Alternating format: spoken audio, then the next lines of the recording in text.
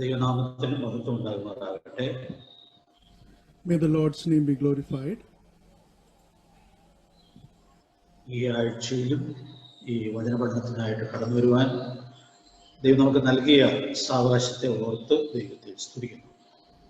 I praise God that the Lord has given us one more opportunity again this week to study from His Word. കഴിഞ്ഞ വെള്ളിയാഴ്ചത്തെ ക്ലാസ്സിൽ ഞാനൊരു പ്രാർത്ഥന വിഷയം പങ്കിട്ടിരുന്നു. Last Friday Bible class I had shared a prayer request. ഞങ്ങളുടെ സഭയിലെ ഒരു സഹോദരിയുടെ വേർപാടിൽ കുറച്ച് അസ്വസ്ഥതയോടുകൂടിയാണ് കഴിഞ്ഞ വെള്ളിയാഴ്ച രാത്രിയിൽ ആയിരുന്നത്. Our dear sister from our assembly, she had passed away and we were mentally really sad because of that. ആ മൃതശരീരം സംസ്കരിക്കാനായിട്ട് ചില പ്രയാസങ്ങളുണ്ടായിരുന്നു. And there were some difficulties in the funeral service. Covid test ചെയ്യേണ്ടതായിട്ട് വന്നു. ദൈവം കൃപ ചെയ്ത് നെഗറ്റീവായിട്ടുള്ള റിസൾട്ട് ലഭിച്ചു. And we had to do the COVID test, and by God's grace the result was negative. അതുകൊണ്ട് ശാന്തമായി ഞായറാഴ്ച ഉച്ച കഴിഞ്ഞ് ശവസംസ്കാര ശുശ്രൂഷ നിർവഹിപ്പാൻ ദൈവം കൃപ നൽകി. And very peacefully the Lord enabled us to have that funeral service on Sunday in the evening. പ്രാർത്ഥിച്ച എല്ലാവരോടും കർത്താവിന്റെ നാമത്തിലുള്ള നന്ദിയെ പ്രകാശിപ്പിക്കുന്നു. And I want to express my thanks to all of you who prayed. യഥാർത്ഥ ആത്മീക ഉണർവ് എന്ന വിഷയത്തിൽ രണ്ട് സുപ്രധാനമായ സത്യങ്ങളാണ് കഴിഞ്ഞ രണ്ട് ക്ലാസ്സുകളിലായിട്ട് നാം ചിന്തിച്ചത്. In the last two classes, we talked about two important truths in connection with true spiritual revival. ഉണർവ് യഥാർത്ഥമായിരിക്കണം, കപടമാകരുത് എന്നുള്ളതായ കാര്യം നാം സാമാന്യം വിശദമായിട്ട് ഓർത്തു. We thought about how the true spiritual revival must be sincere and true and must not be false. യഥാർത്ഥമായത് മാത്രമേ ദൈവത്തിന് പ്രസാദമായിട്ട് തീരുകയുള്ളൂ. And only what is true is pleasing unto God. പിന്നെ നാം ചിന്തിച്ചൊരു കാര്യം, ഉണർവ് ആത്മാവിന്റെ ശക്തിയിൽ അധിഷ്ഠിതമായിരിക്കണം. And then we saw that the spiritual revival must be founded upon the power of the Holy Spirit. നാം ചെയ്യുന്ന ഓരോ കാര്യങ്ങളും പരിശുദ്ധാത്മാവിന്റെ നിയന്ത്രണത്തിലാണെന്നുള്ളത് സൂക്ഷ്മതയോടുകൂടി ഉറപ്പുവരുത്തുവാൻ ദൈവത്തിന്റെ ആത്മാവ് നമ്മെ സഹായിക്കട്ടെ. And all the things that we do, may the Spirit of God enable us to examine and see if it is indeed in the power, in the spirit of the Holy Spirit. നമ്മിൽ ഓരോരുത്തരിലും ആത്മാവിന്റെ ഫലം സമൃദ്ധമായി കാണുവാൻ ഇടയാകട്ടെ. And may the fruits of the Spirit be abundantly seen in each one of us. നാം ഒരുമിച്ച് കൂടുമ്പോൾ ആത്മാവിന്റെ ഫലം അന്യോന്യം ആസ്വദിക്കുവാനായിട്ട് സാധിക്കട്ടെ. And when we come together, let us each of us enjoy the fruits of the Spirit. അതുകൊണ്ട് യഥാർത്ഥ ഉണർവ് നമുക്കും ആശ്വാസമായിരിക്കും, അന്യോന്യവും ആശ്വാസമായിരിക്കും. And so true spiritual revival will be beneficial to each one of us and to our church. നാം ഇന്ന് ഈ പഠനത്തിന്റെ രണ്ടാമത്തെ പാഠത്തിലേക്ക് പ്രവേശിക്കണം എന്ന് ആഗ്രഹിക്കുകയാണ്. And I want to go into the second lesson of our study tonight. ഈ പാഠത്തിന്റെ തലക്കെട്ട് ഞാൻ ഓർപ്പിക്കുന്നു, ആത്മിക ഉണർവിന്റെ അടിസ്ഥാന ശിലകൾ. And the chapter verse that I want to give for this lesson is, what are the foundational truths of true spiritual revival? ആത്മിക ഉണർവ് ചില സുപ്രധാനമായ കല്ലുകളിൽ അടിസ്ഥാനപ്പെട്ടിരിക്കുന്നതാണ്. Spiritual revival is founded upon some very important foundation stones. അടിസ്ഥാന ശിലകൾ എന്നുള്ളതായ വാക്ക് ഞാൻ എഫേസ്യർ 2:20 പരിചയപ്പെടുത്താം എന്ന് വിചാരിക്കുന്നു. I want to introduce you to those foundational aspects from Ephesians chapter 2 and verse 20. ആ വാക്യം സഭയുള്ളതിൽ വളരെ പ്രധാനപ്പെട്ടതായ ഒരു വാക്യമാണ്. That is a very important verse in connection to the church. ക്രിസ്തുയേശു തന്റെ മൂലക്കല്ലായിരിക്കെ നിങ്ങളെ അപ്പോസ്തലന്മാരും പ്രവാചകന്മാരും എന്ന അടിസ്ഥാനത്തിന്മേൽ പണിതിരിക്കുന്നു. Having been built on the foundation of the apostles and prophets, Christ Jesus himself being the cornerstone. ഇവിടെ വളരെ ലളിതമായ ഒരു സത്യം നമുക്ക് ഓർക്കാനായിട്ട് സാധിക്കും. Here we find a very simple truth. അപ്പോസ്തലിക ഉപദേശത്തിൽ നിന്ന് വ്യതിചലിച്ചുള്ള പണികൾ വ്യർത്ഥമാണ്. Anything that is away from the works that is founded upon the apostolic ministry is not fruitful. അതുകൊണ്ട് അപ്പോസ്തലന്മാരും പ്രവാചകന്മാരും ഈ പണിയുടെ അടിസ്ഥാന ശിലകളായിട്ടാണ് ഇരിക്കുന്നത്. And so apostles and prophets are considered to be the foundational workers of this foundation stone. ഈ അടിസ്ഥാനം ശക്തമാകയാൽ സഭയെ ഉപദ്രവിക്കുവാൻ ആളുകൾക്ക് കഴിയും, എങ്കിലും തകർക്കാൻ കഴിയുകയില്ല. And though this foundation can be shaken, we find that this foundation that is established cannot be destroyed. നമുക്കറിയാം, സഭയെ ഉപദ്രവിച്ച ശൗൽ പിന്നീട് ഈ പണിയുടെ പ്രധാന ശില്പിയായിട്ട് മാറുകയായിരുന്നു. We know that Saul, who tortured the church, and later on he became one of the chief architects of this foundation stone.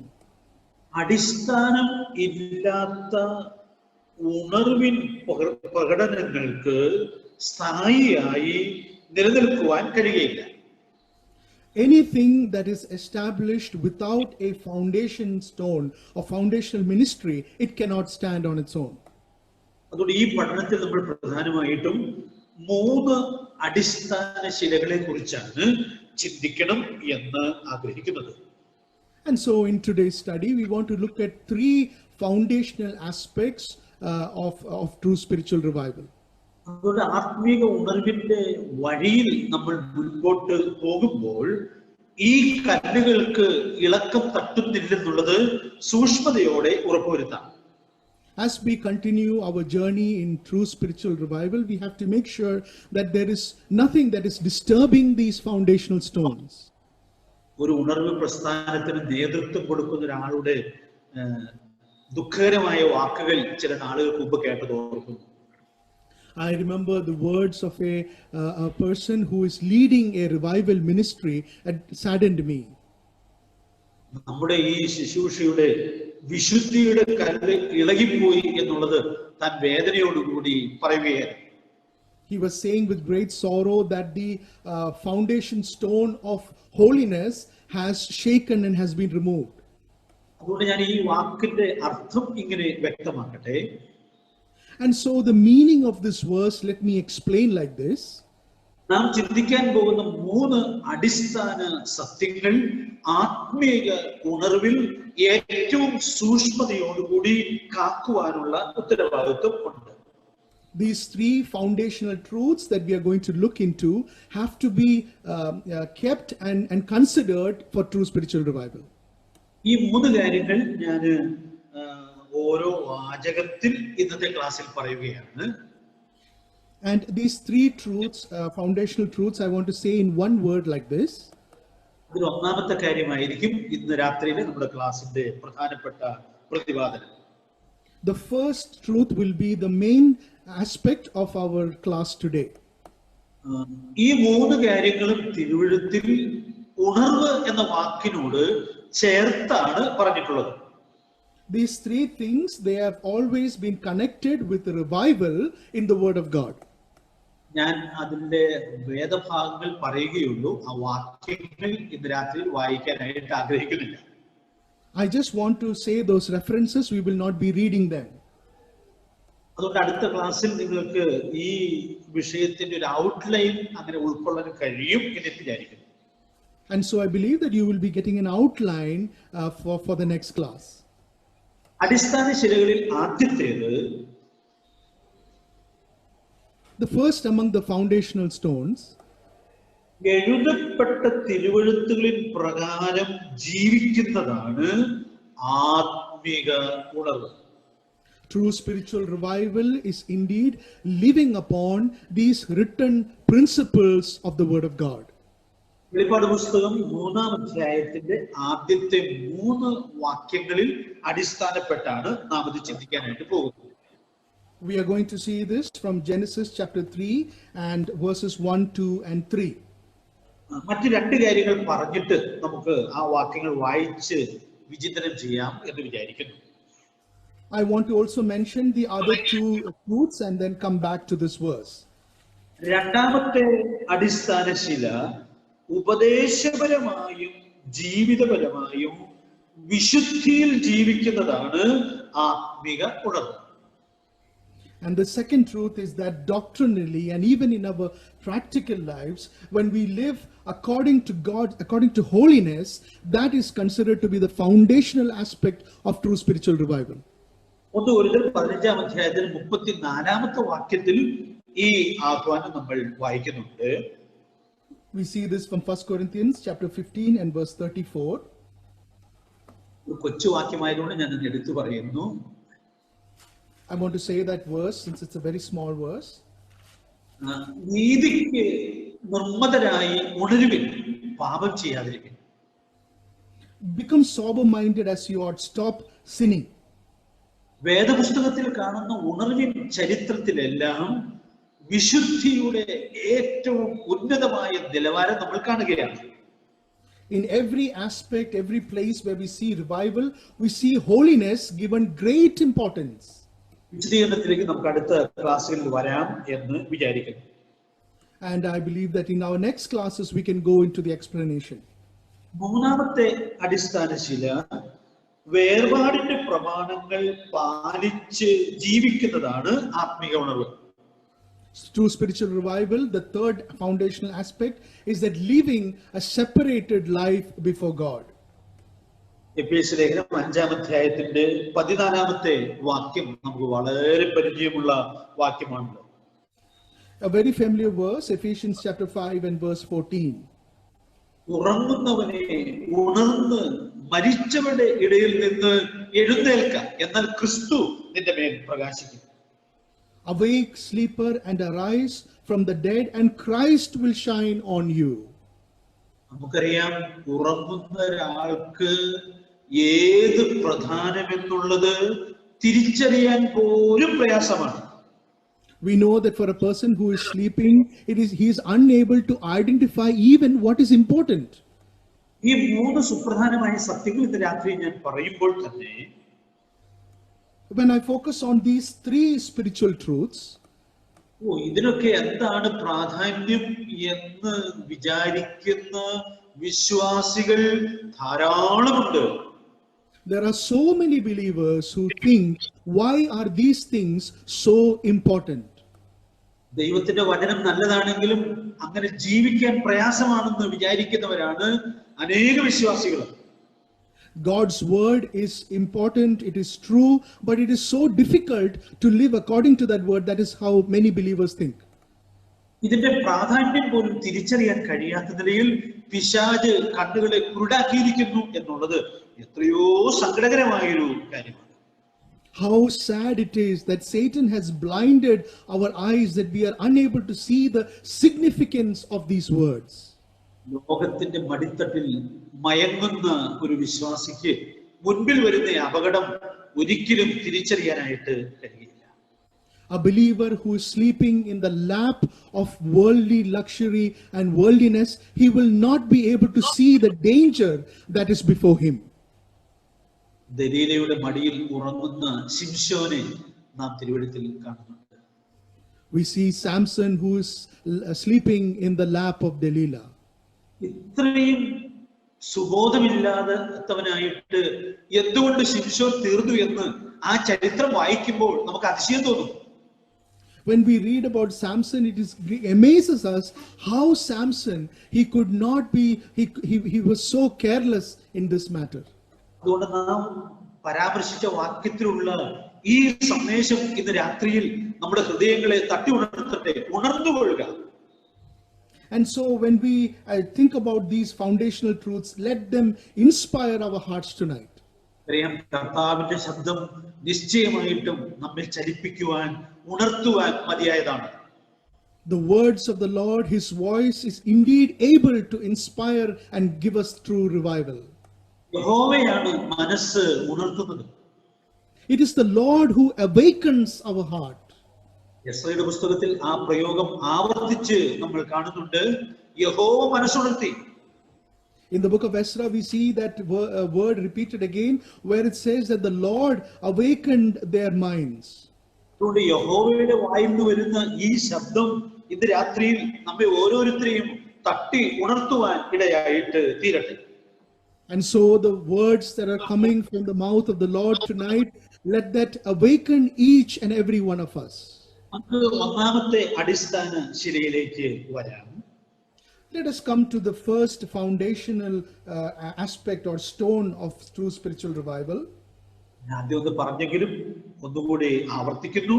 എഴുതപ്പെട്ട തിരുവെഴുത്തിലെ പ്രകാരം ജീവിക്കുന്നതാണ് ആത്മീക ഉണർവ്.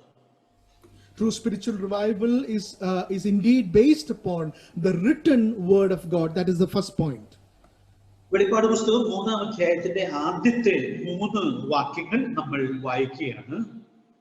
Shall we read Revelation chapter 3 and verses 1, 2 and 3? സർദ്ദിസിലെ സഭയുടെ ദൂതന് എഴുതുക, ദൈവത്തിന്റെ 7 ആത്മാവും 7 നക്ഷത്രവും ഉള്ളവൻ അരുളി ചെയ്യുന്നത്, ഞാൻ നിന്റെ പ്രവൃത്തി അറിയുന്നു. ജീവനുള്ളവൻ എന്ന് നിനക്ക് പേരുണ്ട്, എങ്കിലും നീ മരിച്ചവനാകുന്നു. ഉണർന്നു കൊള്ളുക, ചാവാറായ ശേഷിപ്പുകളെ ശക്തീകരിക്കാം. ഞാൻ നിന്റെ പ്രവൃത്തി എന്റെ ദൈവത്തിന്റെ സന്നിധിയിൽ പൂർണ്ണതയുള്ളതായി കണ്ടില്ല. ആകയാൽ നീ പ്രാപിക്കുകയും കേൾക്കുകയും ചെയ്തത് എങ്ങനെയെന്ന് ഓർത്ത് അത് കാത്തുകൊള്ളുകയും മാനസാന്തരപ്പെടുകയും ചെയ്യുക. നീ ഉണരാതിരുന്നാൽ ഞാൻ കള്ളനെ പോലെ വരും. ഏത് നാഴികയ്ക്ക് നിന്റെ മേൽ വരും എന്ന് നീ അറിയുകയും ഇല്ല. Revelation chapter 3 and verses 1, 2 and 3. ഈ വാക്യങ്ങൾ സർദ്ദിസിലെ സഭയ്ക്ക് നമ്മുടെ കർത്താവ് നൽകിയ സന്ദേശമാണ്. And this message is given to the church of Sardis by our Lord. ഞാൻ സഭയെ കുറിച്ച് 3 പ്രസ്താവനകൾ ഇവിടെ ഓർപ്പിക്കുന്നു. I want to say 3 important things regarding the church here. സഭ നിത്യജീവൻ പ്രാപിച്ചവരുടെ കൂട്ടമാണ്. Church is a gathering of saints who are redeemed by the Lord. കർത്താവ് രക്ഷിക്കപ്പെടുന്നവരെയാണല്ലോ ദിനംപ്രതി സഭയോട് ചേർത്തുകൊണ്ടിരുന്നത്. So the Lord is adding those who are saved daily to his church. നിത്യജീവൻ പ്രാപിക്കാത്ത ആരും സഭാംഗങ്ങളല്ല. Those who are not saved, they cannot be part of the church of God. രണ്ടാമത്തെ statement, സഭ ജീവനുള്ള ദൈവത്തിന്റെ വകയാണ്. And the second statement is like this, that the church is a living member of the Lord. സഭയുടെ ഉടമസ്ഥൻ ദൈവമാണ്. The Lord is the owner of the master of the church. പറയാൻ വളരെ ഇഷ്ടമുള്ള ഒരു വാക്യം ഞാനിത് പറയുകയാണ്. 1 തിമോഥെയോസ് 3-ാം അധ്യായത്തിന്റെ 15-ാമത്തെ വാക്യം. A verse that I like very much, 1 Timothy chapter 3 and verse 15. താമസിച്ചു പോയാലോ സത്യത്തിന്റെ തൂണും അടിസ്ഥാനവുമായി ജീവനുള്ള ദൈവത്തിന്റെ സഭയാകുന്ന ദൈവാലയത്തിൽ നടക്കേണ്ടത് എങ്ങനെയെന്ന് നീ അറിയേണ്ടതിന് ഇതെഴുതുന്നു. And it is written there that, but in case I write to you that you will know how you ought to conduct yourself in the household of God, which is the church of the living God. സഭ ദൈവത്തിന്റെയാണെന്ന് പറഞ്ഞാൽ ധാരാളം മതിയാകും. And so when we say that the church belongs to the Lord, that itself is enough. പക്ഷേ ജീവനുള്ള ദൈവത്തിൻ്റെതാണെന്ന് എത്രയോ വ്യക്തമായി ദൈവാത്മാവ് രേഖപ്പെടുത്തുകയാണ്. But how clearly the Spirit of God is saying that it belongs to the living God. അതുകൊണ്ട് തിമോഥെയോസിനെ ഓർപ്പിക്കുക, തിമോഥെയോസേ, നീ നടക്കുന്നത് ജീവനുള്ള ദൈവത്തിന്റെ സഭയിലാണ്. And so he's reminding Timothy and telling him that you remember that you are living and conducting yourself in the church of the living God. നാം ജീവനുള്ള ദൈവത്തിന്റെ മക്കളാണ്. നാം ജീവനുള്ള ദൈവത്തിന്റെ സഭയിലാണ് ചരിക്കുന്നത്. We are children of a living God, and we live and work in the church of the living God. ഒരു സത്യം കൂടി ഞാൻ എടുത്തു പറയട്ടെ. Let me point out one more truth. സഭയുടെ പ്രമാണം ദൈവത്തിന്റെ വചനമാണ്. And the foundational doctrine of the church is God's word. ഇബ്രായലേഖനം 4-ാം അധ്യായത്തിന്റെ 12-ാമത്തെ വാക്യത്തിൽ ദൈവത്തിന്റെ വചനത്തെ കുറിച്ച് പറയുന്നത് ജീവനും ചൈതന്യവുമുള്ള വചനമാണ്. In Hebrews chapter 4 and verse 12, it says that the word of God is living and active. അപ്പൊ അതുകൊണ്ട് ദൈവസഭയോട് ബന്ധപ്പെട്ട് ജീവൻ എന്നുള്ളതായ ആ വലിയ സത്യം എത്രയോ വ്യക്തമായി നമുക്ക് ഉൾക്കൊള്ളാനായിട്ട് സാധിക്കും. And so in connection with the church of God, the very fact of life or living is so very important. ഈ 3 പ്രസ്താവനകൾ മനസ്സിൽ വെച്ചുകൊണ്ട് വേണം നമ്മൾ വായിച്ച വാക്യത്തിലേക്ക് വരാൻ. Now, keeping all these 3 statements in our mind, let us go back to the verse that we read.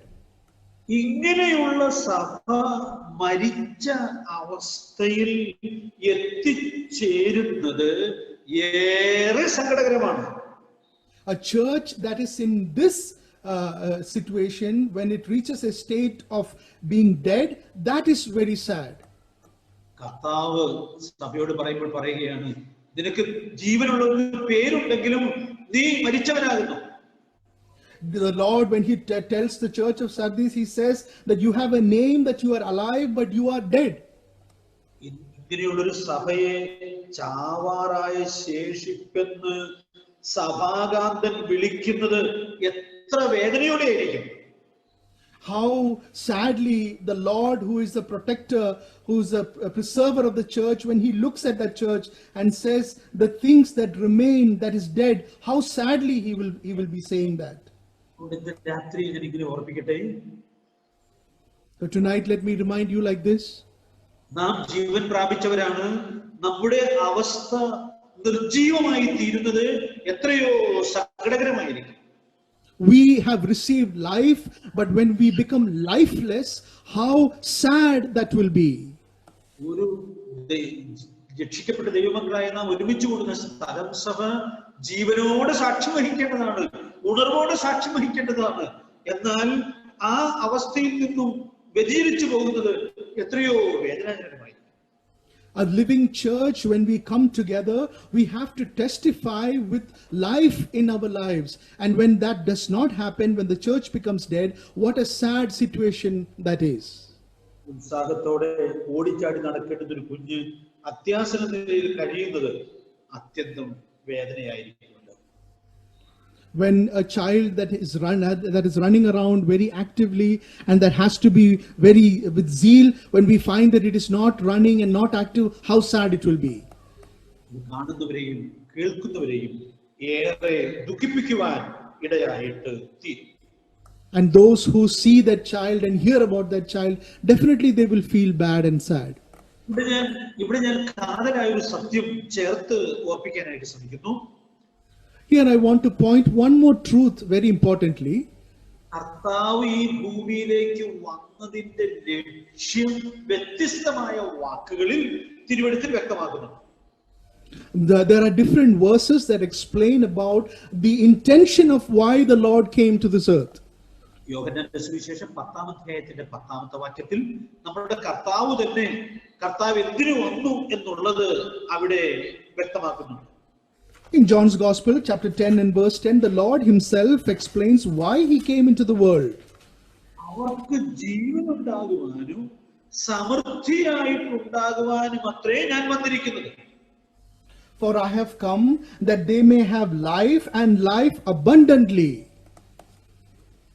അതുകൊണ്ട് പ്രിയപ്പെട്ടവരെ, കർത്താവ് ഈ ലോകത്തിലേക്ക് വന്നത് സമൃദ്ധിയായ ജീവനിൽ സാക്ഷ്യം വഹിക്കേണ്ടത്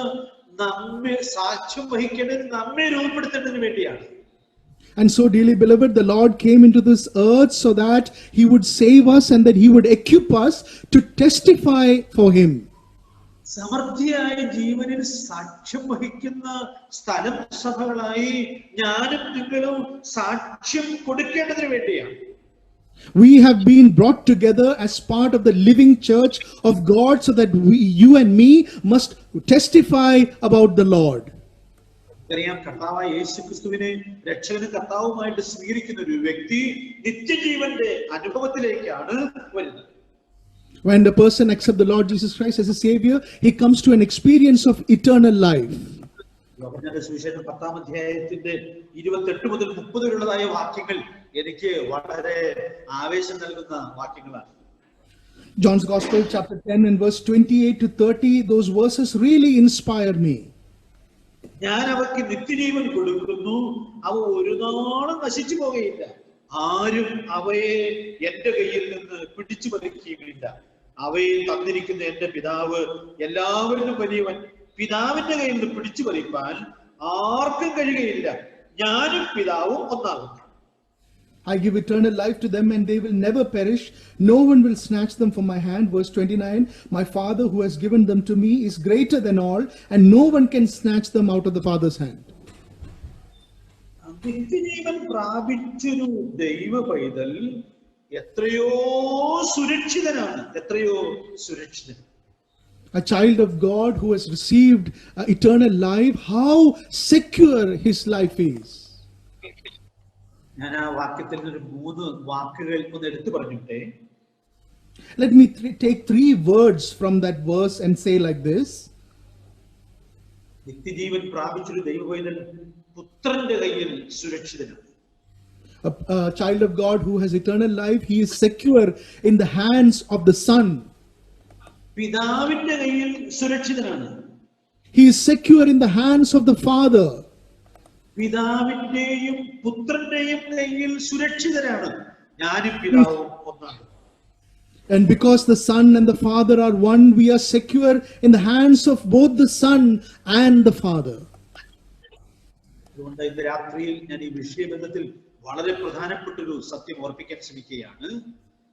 And so in connection with our subject tonight, I want to remind you of a very important matter. തന്റെ ഏകജാതനായ പുത്രനിൽ വിശ്വസിച്ച് നിത്യജീവൻ പ്രാപിച്ചവരാണ് ഉണർത്തപ്പെടേണ്ടിയിരിക്കുന്നത്.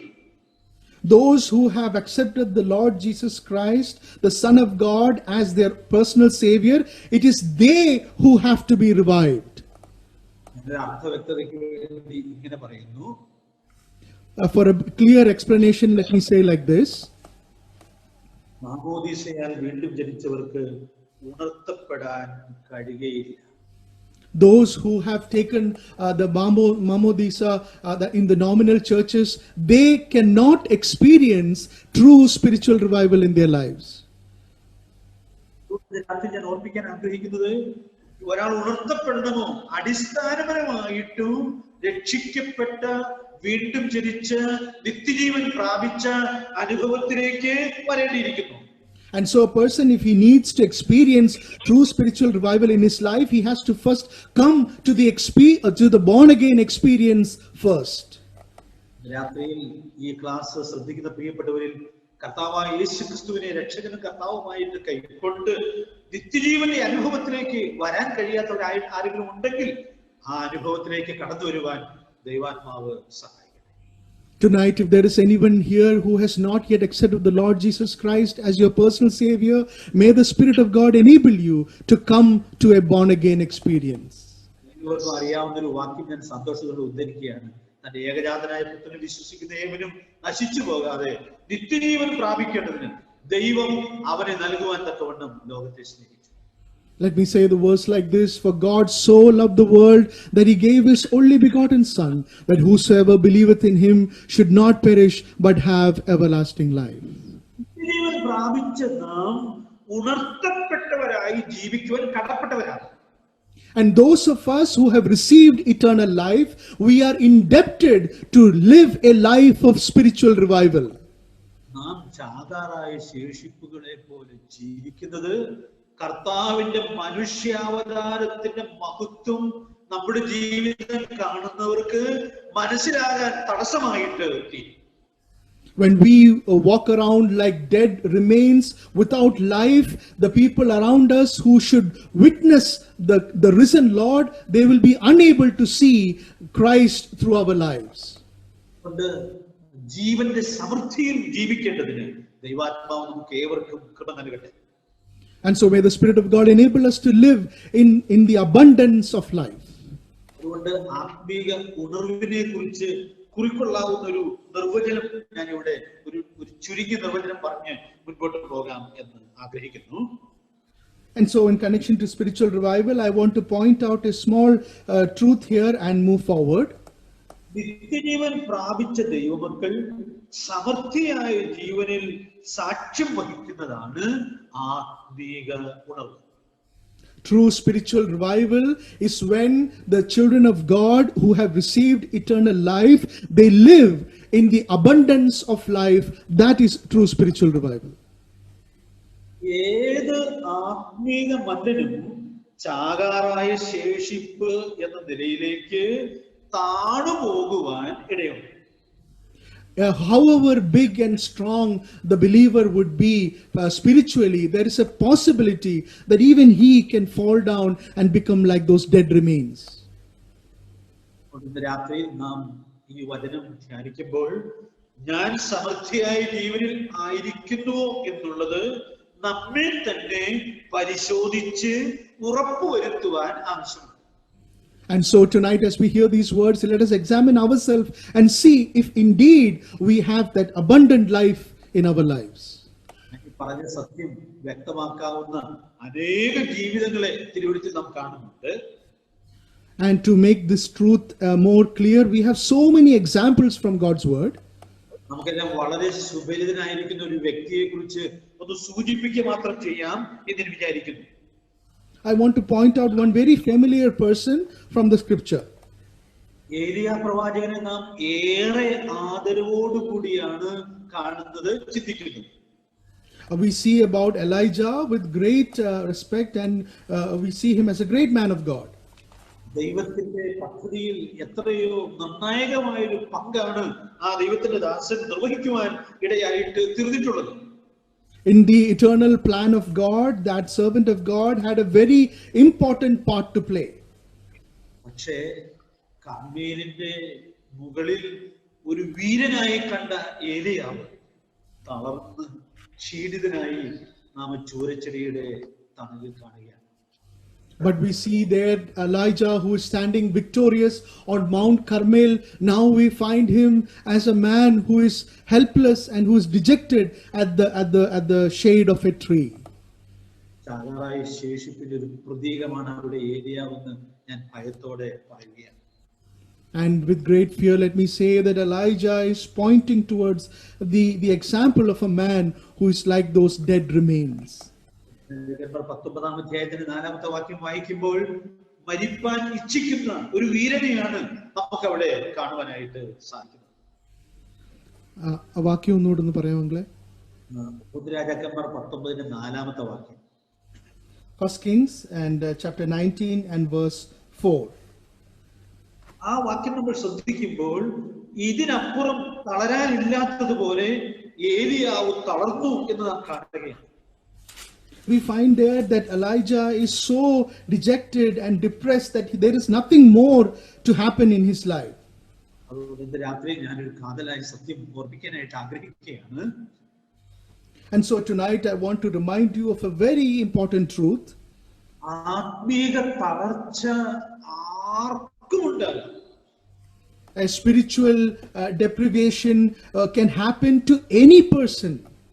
വിശ്വാസത്തിൽ ക്ഷീണം ആർക്കും ഉണ്ടാകാം. Any person can experience that weakness, that tiredness in their spiritual life. അതുകൊണ്ടാണല്ലോ നിങ്ങൾ വിശ്വാസത്തിൽ ഇരിക്കുന്നു എന്ന് നിങ്ങളെ തന്നെ പരിശോധിപ്പിൻ എന്ന് ദൈവാത്മാവ് നിർദ്ദേശിക്കുന്നു. And that is why the scripture says that let us examine ourselves and see if we are indeed living in faith. യാക്കോബ് 17 നാം വായിക്കുന്നുണ്ട്, ഏലിയാവ് നമുക്ക് സമസ്വഭാവമുള്ള മനുഷ്യനാണ്. In James chapter 5 and verse 17, there the scripture says that Elijah was a man who was like unto us. ഇന്ന് രാത്രിയിൽ നാം ഈ തിരുവഴുത്തിലൂടെ കടന്നു പോകുമ്പോൾ നമുക്ക് നമ്മുടെ ജീവിതത്തെ വ്യക്തിപരമായി പരിശോധിക്കുവാനും നാം തളർച്ചയിലാണോ ഉണർവിലാണോ എന്നുള്ളത് കണ്ടെത്തുവാനും ദൈവത്തിന്റെ പരിശുദ്ധാത്മാവ് നമുക്ക് ധാരാളം ദൈവകൃപ നൽകട്ടെ. And so tonight, as we read these verses, let's examine and find out if we are living in a life of spiritual deprivation, or are indeed we are living in the abundant life. പക്ഷെ ഇതിന്റെ മറുവശം ഏറെ പ്രചോദനമാണ്. The other side of this gives us great inspiration. ചാകാറായ ശേഷിപ്പിനും ഉണരാൻ. Even though that which is dead remain, even that can be brought back to life. ജാഗാറായ ശേഷിപ്പ് എന്നുള്ളതായ പ്രയോഗം ഇന്ന് പകൽക്കാലം ചിന്തിക്കുമ്പോൾ എന്റെ മനസ്സിൽ വന്നൊരു ചിന്ത ഇതാണ്. When we were thinking about the dead remains today morning, this is what came to my mind. എപ്പോൾ വേണമെങ്കിലും കടന്നു പോയേക്കാമെന്ന് മറ്റുള്ളവർക്ക് തോന്നുന്ന അവസ്ഥയാണ്.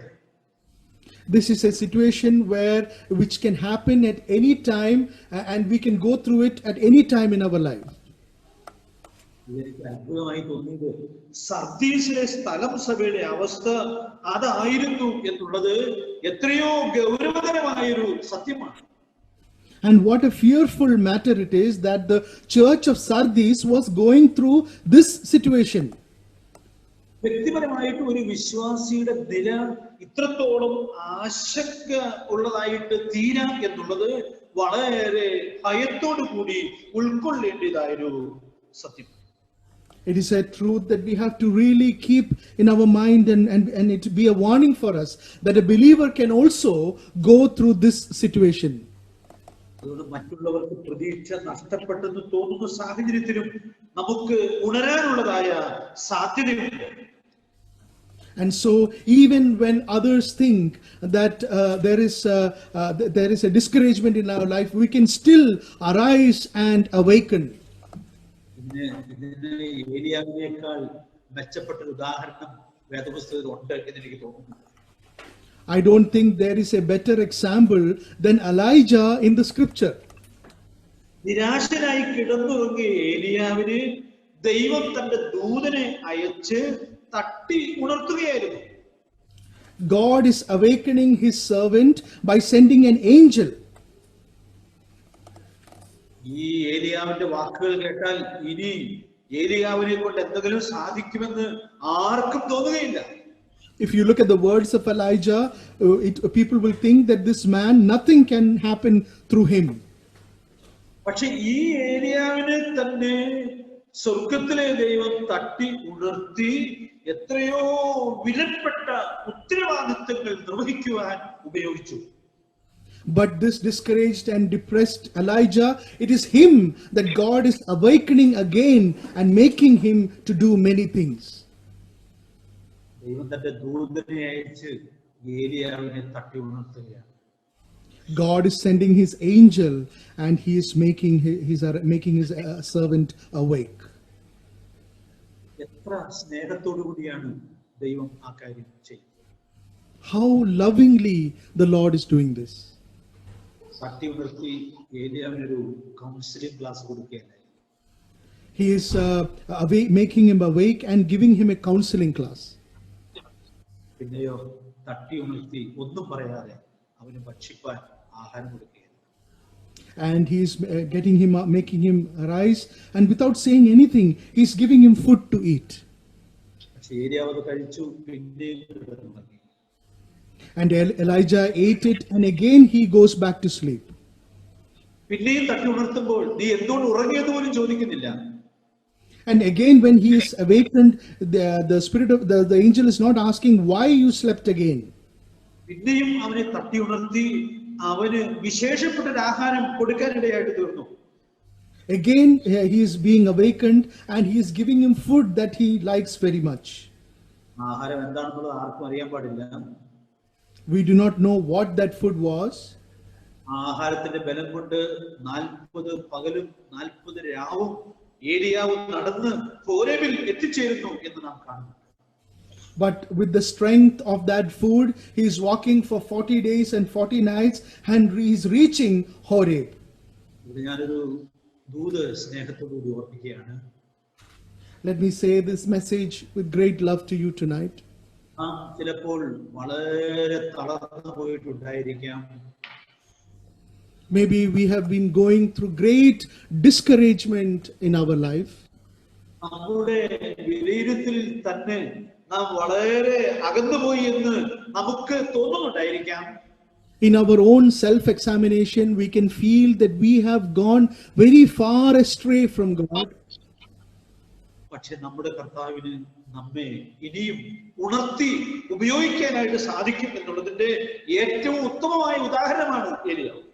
But our Lord can still awaken us and make us arise, and the best example is Elijah. മറ്റൊരു സത്യം ഞാനോട് ചേർത്ത് ഓർപ്പിക്കട്ടെ. Let me add another truth here.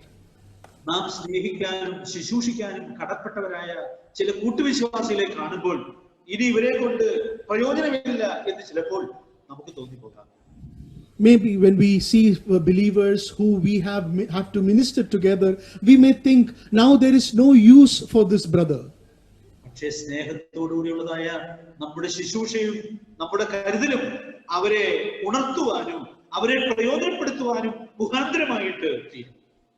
But our loving approach, our consolation to that brother, to that sister, can indeed awaken them and make them arise from their situation. കർത്താവിന്റെ ശിഷ്യന്മാർ പിന്മാറി മീൻ പിടിക്കാൻ പോയ കാര്യം യോഹന്നാന്റെ സുവിശേഷത്തിൽ നമ്മൾ വായിക്കുന്നുണ്ടല്ലോ.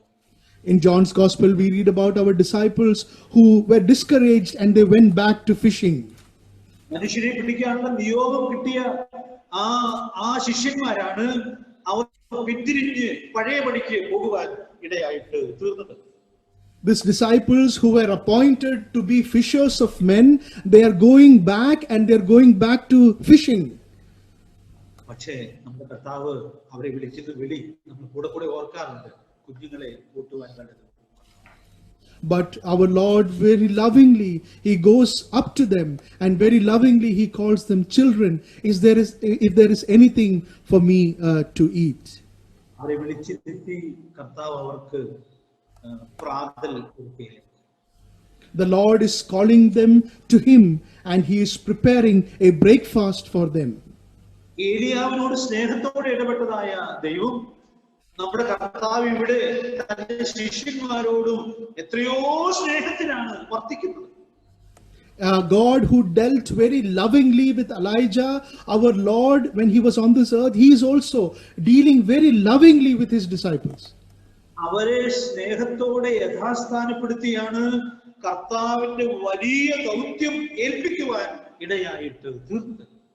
The Lord is lovingly restoring His disciples and giving them this great appointment, this great evangelistic ministry. അതുകൊണ്ട് തെറ്റിപ്പോകുന്ന കൂട്ടുവിശ്വാസികളോട് സ്നേഹത്തോടു കൂടിയുള്ളതായ നമ്മുടെ സമീപനത്തിന്റെ അനിവാര്യതയാണ് ഈ സംഭവങ്ങൾ ചൂണ്ടിക്കാണിക്കുന്നത്.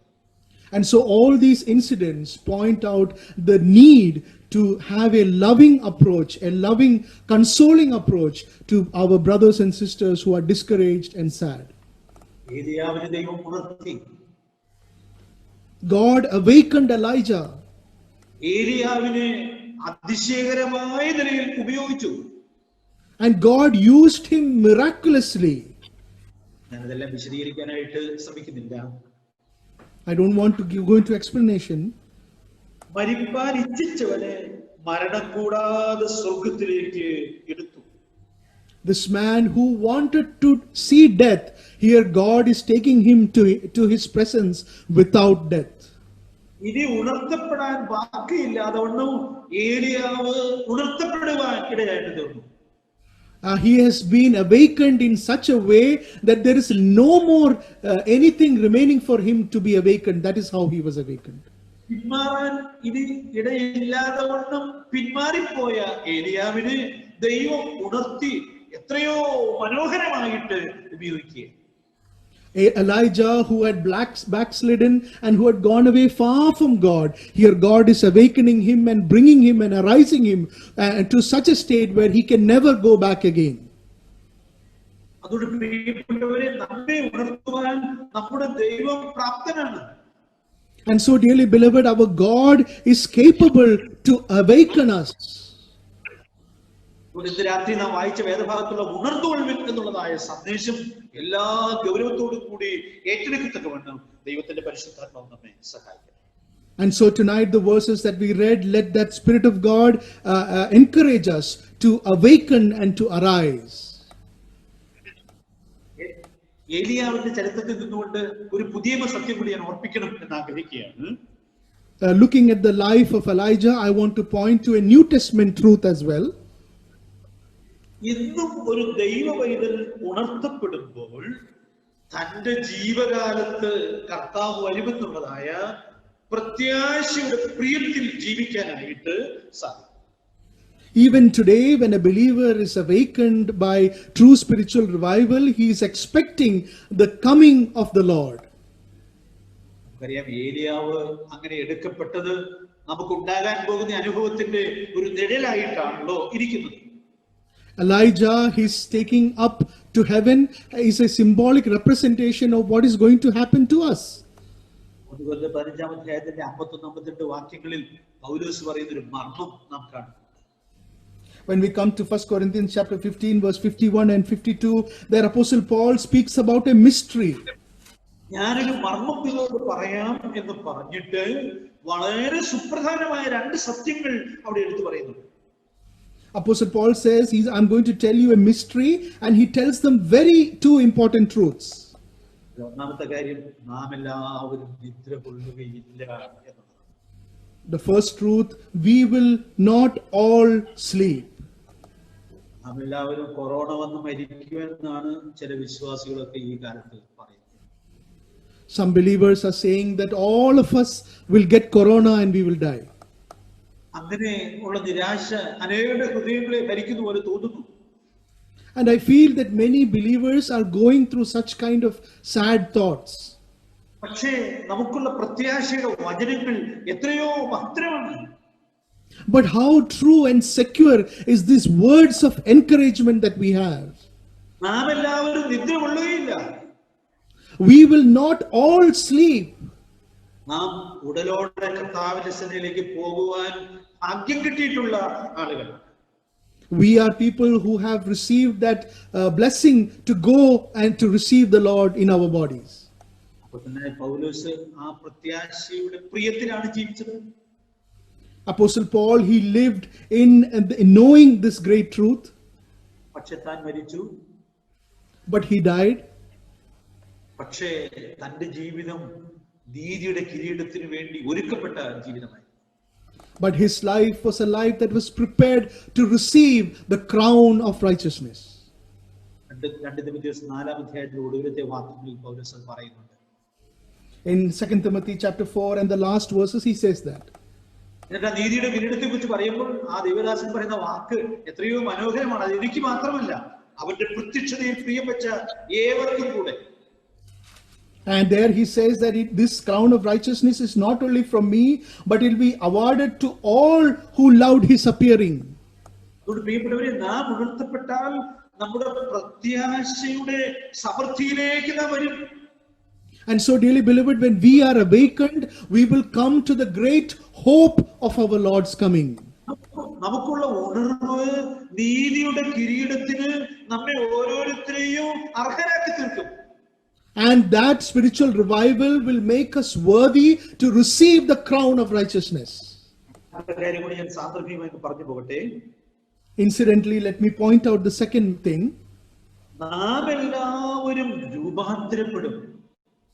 But we all will be changed. Our lowly bodies will be transformed. നമ്മുടെ ഈ ശരീരം താഴ്ചയുള്ളതായതുകൊണ്ട് നമ്മൾ എന്തോ ഒരു സൂക്ഷിച്ചാണ് നമ്മൾ ഓരോ ദിവസവും മൂവ് ചെയ്യുന്നത്. And this because our body is a perishable body, how carefully we have to live every day. നമ്മൾ മാസ്ക് ഉപയോഗിക്കുന്നു, സാനിറ്റൈസർ ഉപയോഗിക്കുന്നു. ഈ ശരീരം താഴ്ചയുള്ളതായതുകൊണ്ട് അങ്ങനെ നമ്മൾ വളരെ സൂക്ഷിച്ചാണ് ഈ ദിവസങ്ങളിൽ ജീവിക്കുന്നത്. We are using sanitizers, we are using masks, we are doing so many things to be careful of this perishable and lowly body.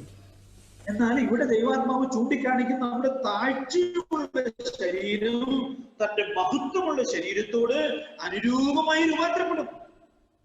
But here the Spirit of God is saying that this lowly body will be transformed to the unperishable, to the immortal body of Christ.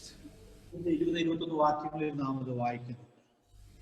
We see there in 1 Corinthians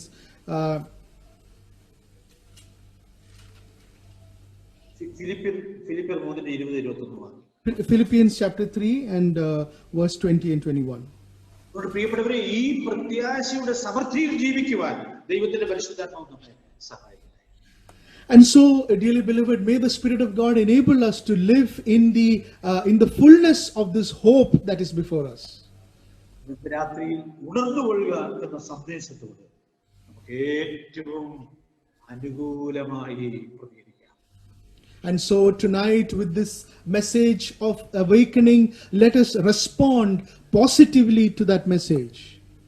കർത്താവേ, ഞാൻ ഉണരാൻ ഒരുക്കമാണ്, എന്നെ ഉണർത്തണമേ എന്ന് നമുക്ക് ആത്മാർത്ഥമായി കർത്താവിനോട് നമുക്ക് ഓരോരുത്തർക്കും പറയാം.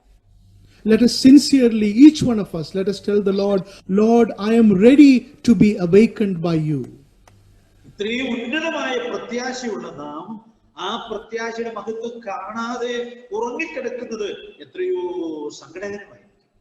We who have such a blessed hope, how sad it is that we are not seeing it and we are not knowing that. ഒരു കൂടി പറഞ്ഞ് ഞാൻ ഇന്നത്തെ class ഉപസംഹരിക്കാം. I want to conclude my message with one footnote. വെളിപ്പാട് പുസ്തകം 3 ആദ്യത്തെ 3 വാക്യങ്ങളിൽ ഉണർന്നവർക്കുള്ളൊരു സന്ദേശമുണ്ട്. In Revelation chapter 3 and the first 3 verses, we see a message for those who are awakened. അതുകൊണ്ട് 3-ാമത്തെ വാക്യത്തിൽ ഉണർന്നവർക്കുള്ള ഉത്തരവാദിത്വം പറയുകയാണ്. There we read about the responsibility of those who are awakened in verse 3. അവിടെയാണ് നമ്മൾ ചിന്തിക്കാനായി നമ്മളുടെ വിഷയത്തിൽ ചിന്തിക്കുന്ന ആ പ്രധാനപ്പെട്ട ശിലയിലേക്ക് നാം വരുന്നത്. And that is where we come to that important foundational truths or stones that we were thinking about.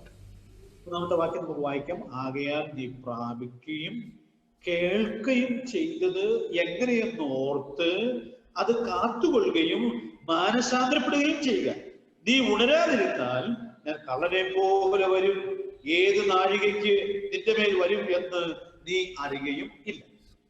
Revelation 3 and verse 3. So remember what you have received and heard, and keep it and repent. Therefore, if you do not wake up, I will come like a thief, and you will not know at what hour I will come to you. എന്താണ് പ്രാപിക്കുകയും കേൾക്കുകയും ചെയ്തത്? What is it that you have received and heard? നമുക്കറിയാം, ദൈവമക്കളായ നാം ദൈവവചനമാണ് പ്രാപിക്കുകയും കേൾക്കുകയും ചെയ്തത്. We know that as God's children, it is God's word that we have received and heard. അറിയാം, ഈ സഭയിലുള്ള ആളുകൾ ദൈവത്തിന്റെ വചനത്താൽ വീണ്ടും ജനിച്ച ദൈവമക്കളാണ്. The people in this church have been redeemed by the word of God. ദൈവവചനത്തിന്റെ ഉപദേശം ധാരാളം ഉൾക്കൊള്ളാനായിട്ട് ഭാഗ്യം ലഭിച്ച ആളുകളാണ്.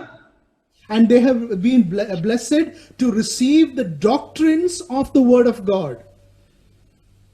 വചനമാണ് ഒരു വ്യക്തിയെ ആത്മീക ഉണർവിലേക്ക് നയിക്കുന്നത്. It is the word of God that is leading a person to true spiritual revival. എന്നാൽ എന്തുകൊണ്ടായിരിക്കാം ഇവര് ഈ ചാകാറായ ശേഷിപ്പ് പോലെ ക്ഷീണിക്കുവാൻ ഇടയായിട്ട് തീർന്നത്? But why is it that they have become dead remains? പ്രാപിക്കുകയും കേൾക്കുകയും ചെയ്ത വചനത്തിൽ നിന്ന് അവർ ഏറെ വ്യതിചലിച്ചു പോകുവാൻ ഇടയായിട്ട്. It is because they have gone so far away from the word of God that they received and that they heard. പ്രിയ ദൈവമക്കളെ, ഇത് നമ്മുടെ ജീവിതത്തിൽ സംഭവിക്കാനായിട്ട് വളരെ സാധ്യതയുള്ള ഒരു കാര്യം. And so, dearly beloved, this can happen in our lives as well. ദൈവവചനത്തിന്റെ ആ ശരിയായ ബന്ധത്തിൽ നിന്ന് നാം തെറ്റിപ്പോകുന്നതിനുള്ള വലിയ സാധ്യതയുണ്ട്. there is a great possibility, a chance for us to falter from the doctrines, the principles of the Word of God.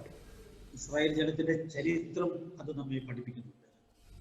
The history of the children of Israel, it teaches us that.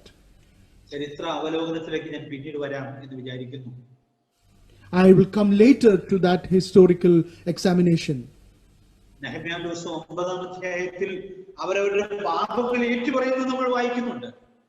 In Nehemiah chapter 9, we read that they are confessing their sins. ആ പാപങ്ങൾ ഏറ്റുപറയുമ്പോൾ അവർ ഏറ്റുപറയുന്ന ഒരു പാപം ഞാൻ ഇവിടെ എടുത്തു പറയുന്നു. And when they are confessing their sins, one sin that they are confessing is like this: ഞങ്ങൾ നിന്റെ ന്യായപ്രമാണത്തെ ഞങ്ങളുടെ പുറകിൽ എറിഞ്ഞു കളഞ്ഞു. We have thrown your word behind us. ദൈവമക്കളെ, നാം പലപ്പോഴും ഇസ്രായേൽ മക്കൾക്ക് സംഭവിച്ച ഈ പാപത്തിൽ വീണുപോകാൻ സാധ്യതയുള്ളവരാണ്. Dearly beloved, just as the Israelites, we can also fall into this sin that the Israelites fell. വചനപ്രകാരം ജീവിക്കേണ്ട നാം വചനത്തെ പുറകിലെറിഞ്ഞു കളഞ്ഞ് നമുക്ക് തോന്നുന്നത് പോലെ ജീവിച്ചു പോകാനുള്ള വലിയ സാധ്യതയുണ്ട്. We who have to obey the word of God, there can be a possibility where we forsake it, throw it behind us, and live far away from God's word. വ്യക്തിപരമായും കുടുംബപരമായിട്ടുമൊക്കെ ഉള്ള സത്യങ്ങളെ വിസ്മരിച്ച് ജീവിക്കാനുള്ള സാധ്യതയുണ്ട്. Individually and as a family, sometimes we can forsake these words and live those lives. നമുക്ക് പ്രാപിക്കുകയും കേൾക്കുകയും ചെയ്ത തിരുവെഴുത്തുകളിലേക്ക് തിരിഞ്ഞു വരാം. But let us come back to the word that we have received and heard. 10-ാം അധ്യായത്തിലെ ആത്മീക ഉണർവിന്റെ തീരുമാനങ്ങൾ നാം വായിക്കുന്നു. വാക്യം ഒന്നുകൂടെ പറയാം മക്കളെ. നെഹെമ്യാ ദിവസം 10-ാം അധ്യായത്തിൽ Nehemiah chapter 10, we see there about the spiritual revival and its different aspects. അവിടെ ആ തീരുമാനത്തിൽ പറഞ്ഞത് അവർ ന്യായപ്രമാണത്തിലേക്ക് തിരിഞ്ഞു വന്നു എന്നാണ്. There we read about their decision that they came back to the word of God. വചനത്തെ പുറകിലെറിഞ്ഞു കളഞ്ഞവർ ഇപ്പോൾ വചനത്തിലേക്ക് തിരിഞ്ഞു വരികയാണ്. They who have forsaken and thrown the word of God behind them, now they are coming back to the word of God.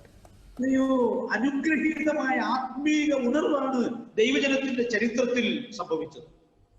What a blessed incident of spiritual revival we see in the history of the children of God.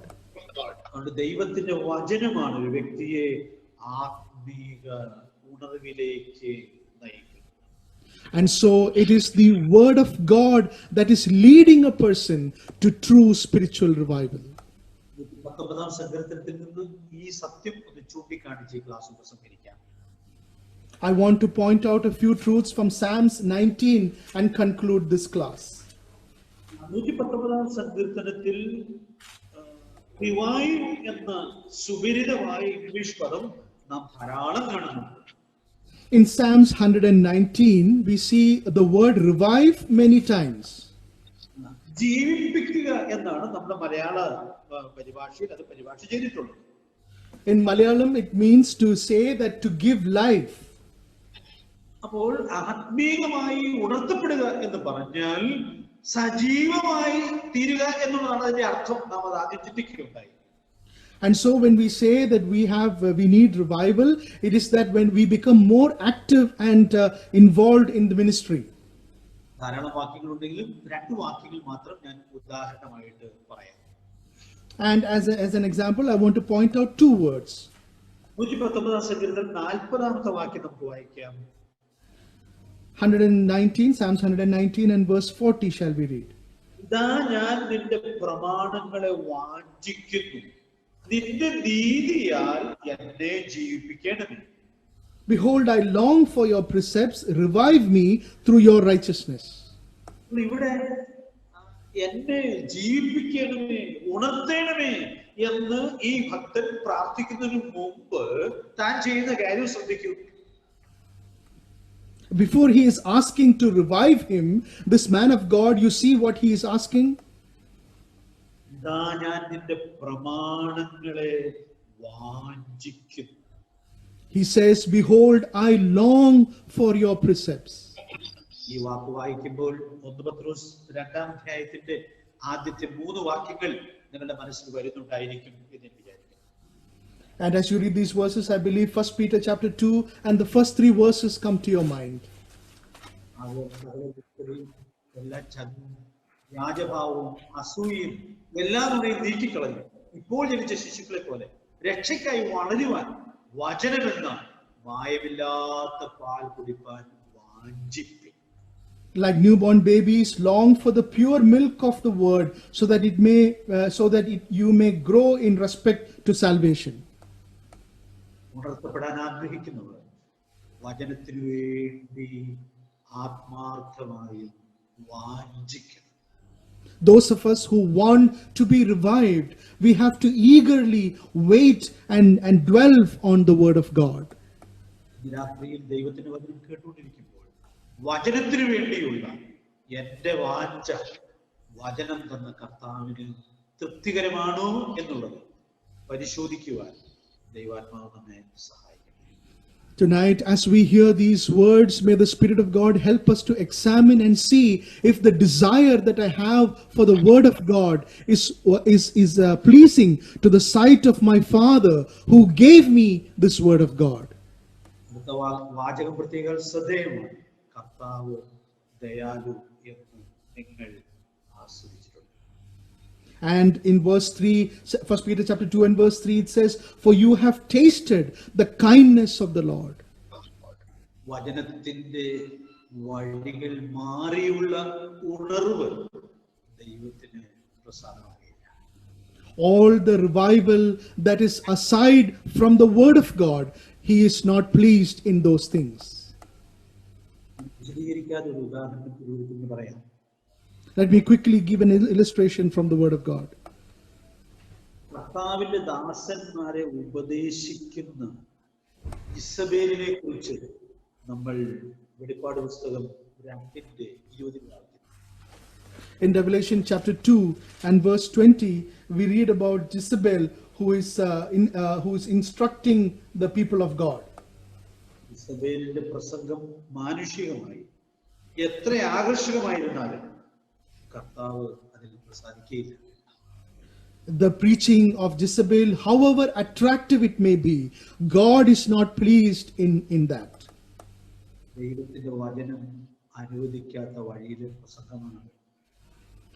It is a message that is away from the word of God. ദൈവത്തിന്റെ വചനത്തിന്റെ വഴിയിലാണ് ഞാൻ ആയിരിക്കുന്നത്, ഞാൻ ശുശ്രൂഷിക്കുന്നത് എന്നുള്ളതായ കാര്യം സൂക്ഷ്മതയോടെ ഉറപ്പുവരുത്തുവാൻ ദൈവത്തിന്റെ പരിശുദ്ധാത്മാവ് നമ്മെ സഹായിക്കട്ടെ. And so may the Spirit of God help us to examine very carefully and see if we are indeed living according to the word of God. 88-ാമത്തെ വാക്യം കൂടി വായിക്കാം. Shall we turn to Psalms 119 and verse 88?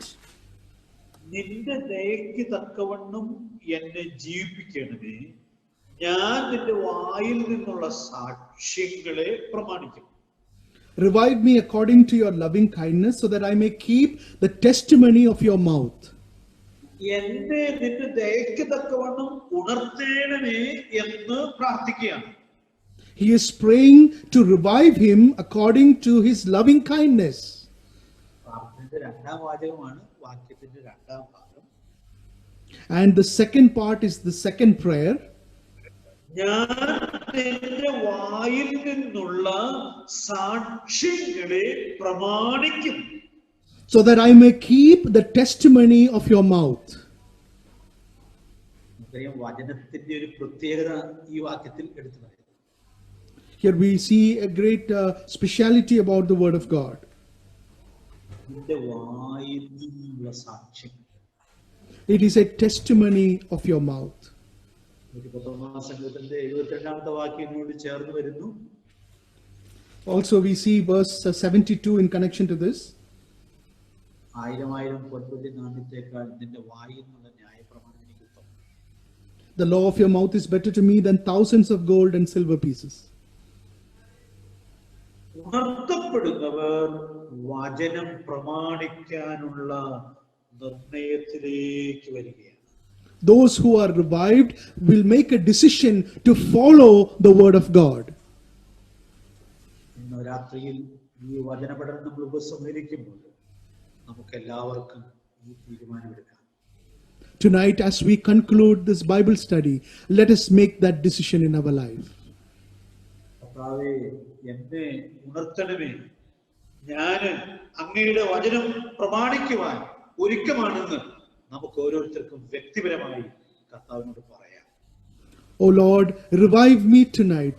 I am ready to obey and keep your precepts. Let us all individually, personally say that to the Lord.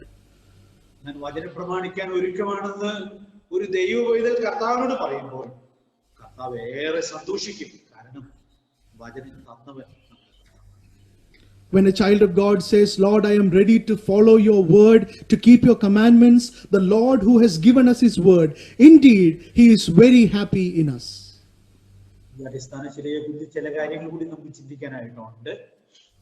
There are more things that we need to talk about from these foundational aspects. ഞാൻ ഇന്ന് രാത്രിയിലെ Bible class ഇവിടെ അവസാനിപ്പിക്കുകയാണ്. But I want to conclude tonight's Bible study here. അതുകൊണ്ട് നമുക്ക് ഈ ആഗ്രഹത്തോടും പ്രാർത്ഥനയോടും കൂടെ കർത്താവിന്റെ സന്നിധാനത്തിലായിരിക്കുന്നതുകൊണ്ടും ദൈവത്തിന്റെ പരിശുദ്ധാത്മാവ് നമ്മെ സഹായിക്കട്ടെ. And so let us sit before the presence of God with this prayer and with desire in our hearts.